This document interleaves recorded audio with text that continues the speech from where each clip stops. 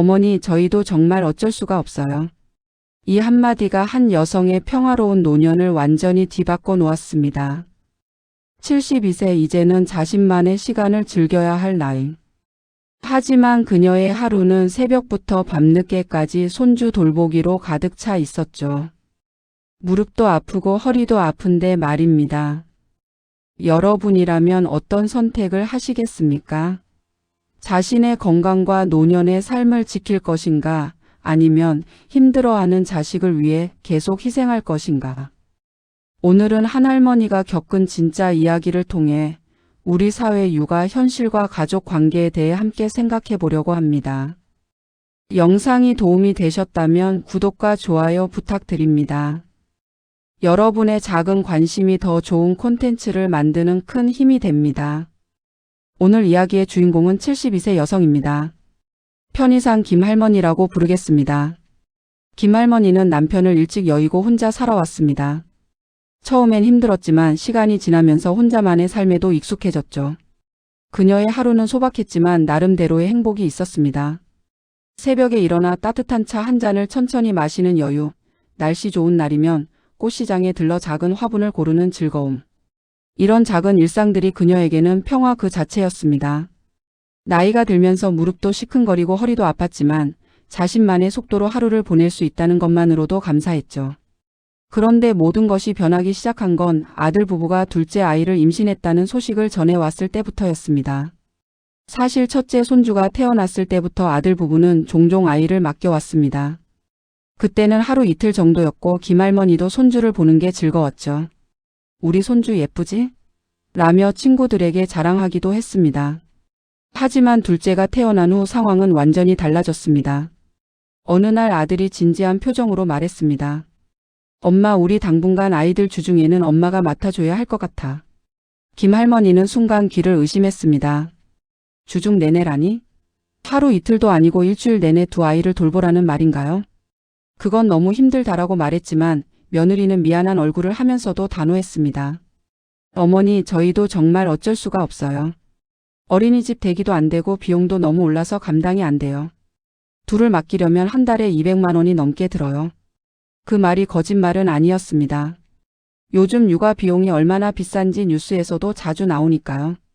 맞벌이를 해도 아이 키우기가 버겁다는 얘기를 주변에서도 많이 들었습니다. 게다가 아이들을 보는 순간 김할머니의 마음은 약해질 수밖에 없었습니다. 저 아이들이 무슨 죄가 있겠어요. 결국 그녀는 고개를 끄덕였습니다. 그렇게 김할머니의 집에는 5살짜리 첫째와 갓 태어난 둘째가 왔습니다.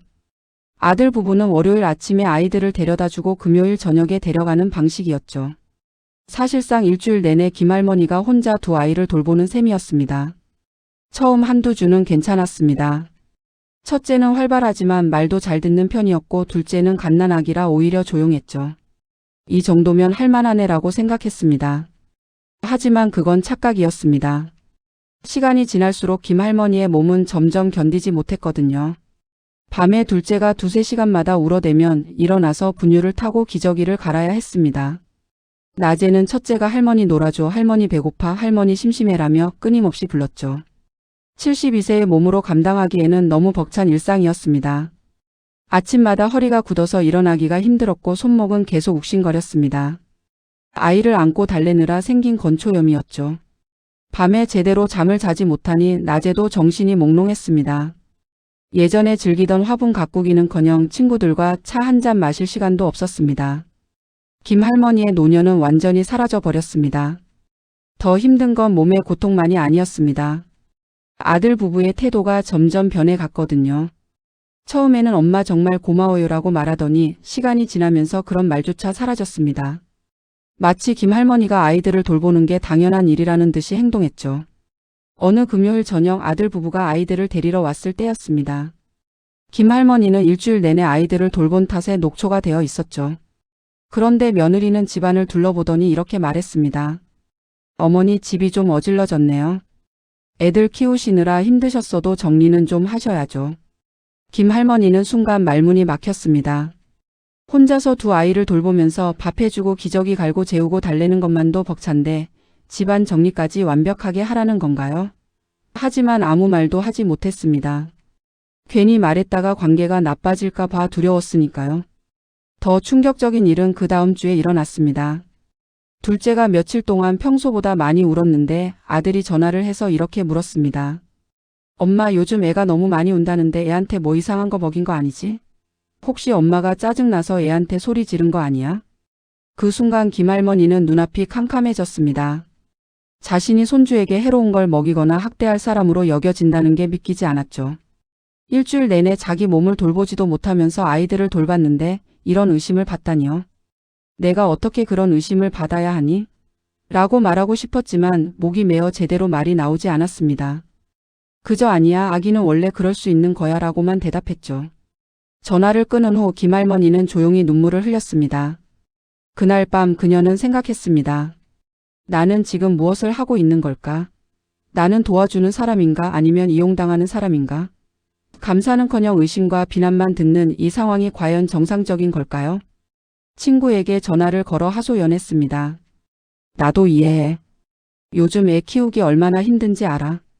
그런데 나도 사람이야. 고맙다는 말 한마디, 수고했다는 말 한마디가 그렇게 어려운 건가?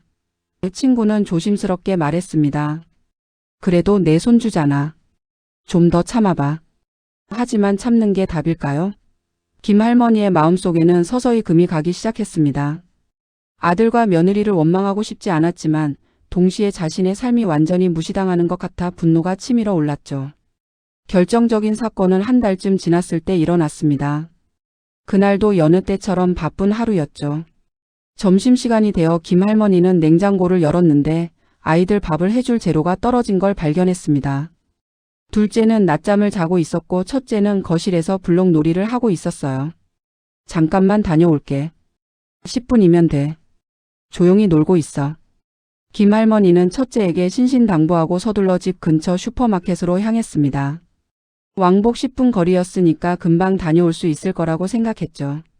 그런데 슈퍼에서 계산을 하는데 휴대폰이 울렸습니다. 며느리였어요. 어머니 지금 어디세요? 집에 안 계세요? 목소리가 날카로웠습니다. 아장 보러 잠깐 나왔어. 금방 들어갈게. 며느리는 다급하게 말했습니다. 어떻게 애들을 혼자 두고 나가세요? 지금 당장 들어오세요. 김할머니는 급히 집으로 돌아갔습니다. 문을 열자마자 며느리의 얼굴이 보였어요. 회사에서 급히 나온 모양이었죠. 며느리는 첫째 손주를 안고 있었는데 아이의 팔에 작은 멍이 들어 있었습니다. 의자에서 떨어졌어요. 어떻게 애를 혼자 두고 나가실 수가 있어요? 며느리의 목소리는 분노로 떨리고 있었습니다. 김할머니는 황급히 말했습니다. 미안해. 밥 해줄 재료 사러 10분만 다녀온 거야. 둘째는 자고 있었고 첫째는 놀고 있었어. 하지만 며느리는 듣지 않았습니다. 10분이면 10분 동안 사고가 날 수도 있잖아요. 엄마라면서 어떻게 그렇게 무책임하세요? 다친 애는 누가 책임지는데요? 그 말에 김할머니는 할 말을 잃었습니다. 사실 억울했습니다. 자기 아이들도 키워봤고 손주도 일주일 내내 돌보고 있는데 무책임하다는 말을 들어야 하나요? 10분 자리를 비운 것뿐인데 마치 큰 잘못을 저지른 사람처럼 취급받는 게 너무 서러웠죠. 미안하다. 조심할게. 김할머니는 고개를 숙였습니다. 하지만 며느리는 아이를 데리고 가면서 이렇게 말했습니다. 한동안 제가 애들 데리고 있을게요. 어머니도 쉬시고요. 그 말투에는 신뢰가 완전히 사라져 있었습니다. 며느리가 나간 후 김할머니는 소파에 주저앉았습니다. 온몸에 힘이 빠졌어요. 내가 뭘 잘못한 걸까? 정말로 나는 무책임한 사람인 걸까? 그 자책감과 억울함이 동시에 밀려왔습니다. 그날 밤 아들에게 전화가 왔습니다. 엄마, 애 다치게 해서 아내가 많이 놀랐어. 조금만 더 조심해줘.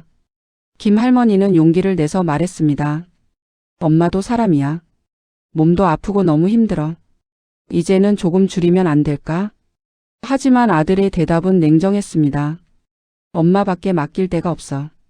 어린이집은 대기가 너무 길고 비용도 감당이 안 돼. 엄마가 좀 더 이해해줘야지. 우리도 힘들어. 김할머니는 아무 말도 할 수 없었습니다. 이해해야 한다고요?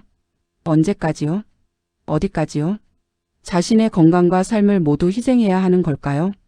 그날 이후 김할머니와 며느리 사이의 관계는 완전히 어색해졌고 아들과의 관계도 예전 같지 않았습니다. 며느리가 아이들을 데려간 지 일주일이 지났습니다. 김할머니는 오랜만에 혼자만의 시간을 가질 수 있었어요. 친구들과 차도 마시고 꽃시장에도 갔습니다. 몸도 조금씩 회복되는 것 같았죠. 하지만 마음은 편하지 않았습니다. 손주들이 보고 싶기도 했고 아들 부부가 얼마나 힘들게 지내고 있을지 걱정도 됐어요.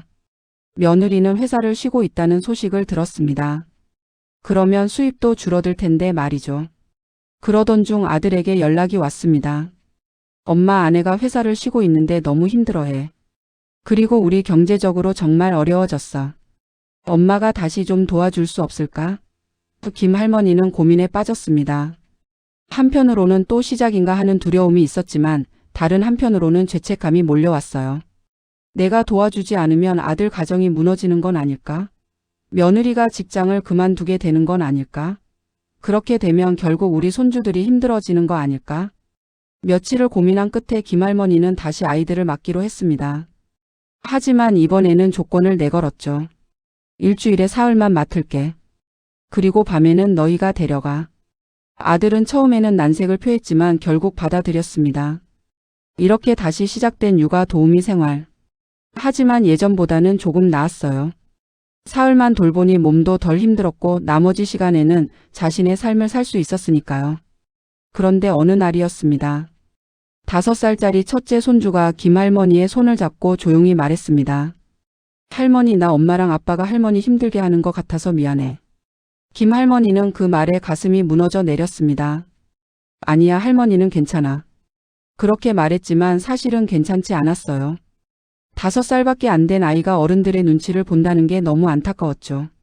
아이가 그런 말을 할 정도면 자신이 얼마나 힘든 표정을 하고 있었던 걸까요? 그날 밤 김할머니는 깨달았습니다. 지금의 상황은 누구에게도 건강하지 않다는 것을요. 자신에게도 아들 부부에게도 그리고 무엇보다 아이들에게도 좋지 않은 환경이라는 걸 말이죠. 아이들은 부모와 함께 있어야 합니다. 할머니의 돌봄도 소중하지만 엄마 아빠의 사랑과 관심이 가장 중요한 나이거든요. 하지만 현실은 부모가 일하느라 바쁘고 할머니는 건강이 나빠지고 아이들은 어른들의 눈치를 보는 악순환의 반복이었습니다. 김할머니는 다시 아들을 불러 진지하게 이야기했습니다.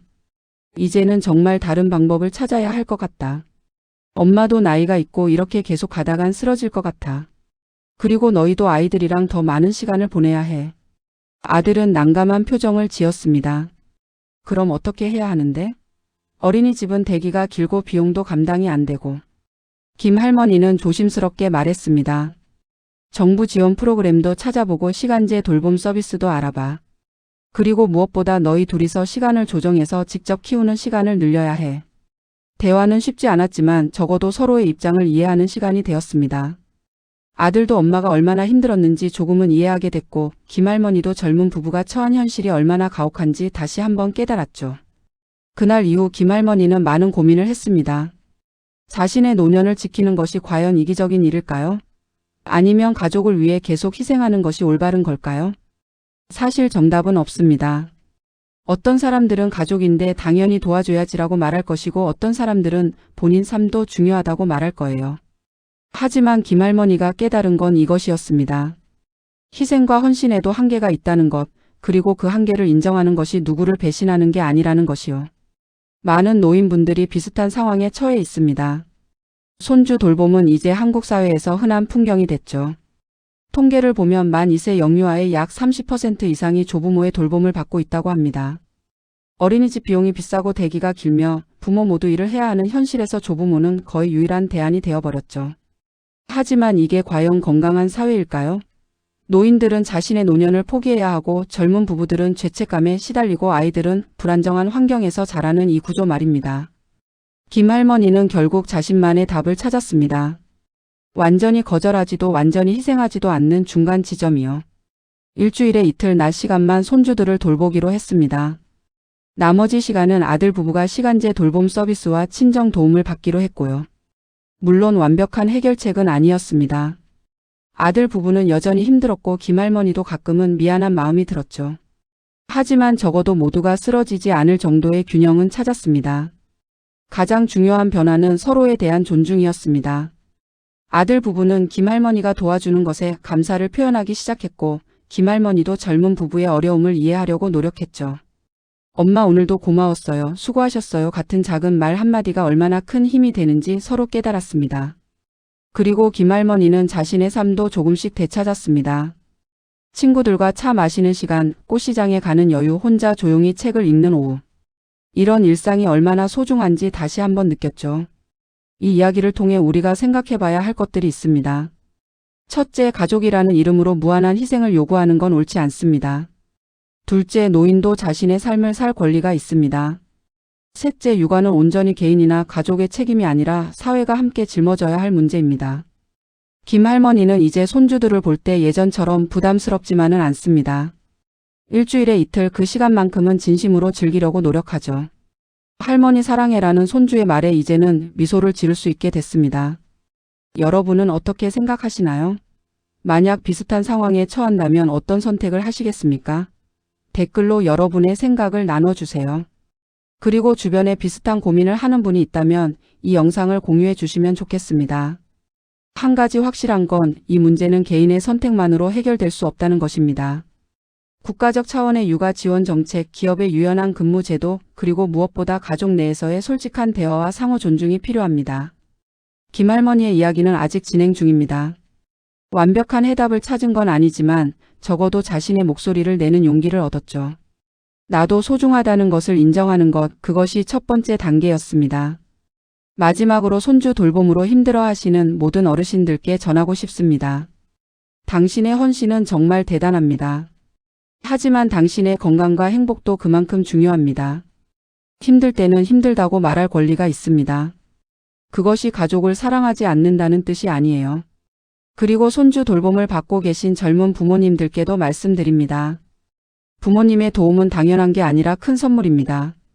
작은 감사의 표현, 그리고 부모님의 건강을 먼저 생각하는 마음이 필요합니다. 그래야 모두가 행복한 관계를 유지할 수 있습니다. 우리 사회가 좀 더 따뜻해지고 육아가 개인의 짐이 아닌 사회적 책임으로 인식되는 날을 기대하며 오늘 영상을 마치겠습니다. 이 영상이 도움이 되셨다면 구독과 좋아요, 알림 설정 부탁드립니다. 여러분의 작은 관심이 더 많은 사람들에게 위로와 공감을 전할 수 있습니다. 댓글로 여러분의 이야기도 들려주세요. 다음 영상에서 또 만나요. 감사합니다.